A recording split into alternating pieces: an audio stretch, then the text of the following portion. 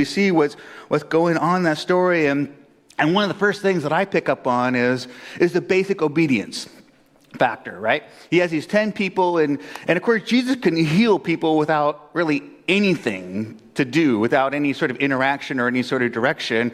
But you see time and time and time again in Scripture, Jesus tells them to do something, spit in the mud, or go to the pool to be cleansed, or go to the priest.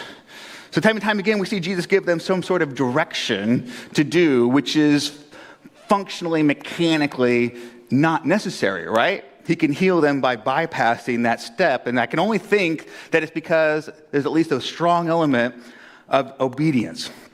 That Jesus is giving them something to do for them to show that they're willing to follow direction and be obedient to obey God. And I think for us this morning, that's a big takeaway. That yes, God, we have a relationship with God, we have the love of Jesus Christ, and we're going to get into more of that. But He is God, and we are His creation.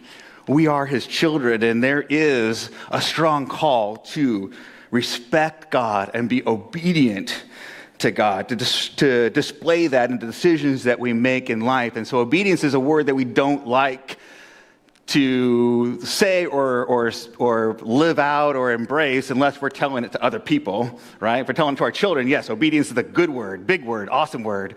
But for us, to obey is humbling. And it can be something that we struggle with. And Jesus is calling these people, here's a way you can show your obedience and take out in it. A core thing I see in this as well is, and we're going to come back to this time and time again, but faith in God brings us the healing we need. That's a core refrain that you see in Scripture, that faith in God brings us the healing we need.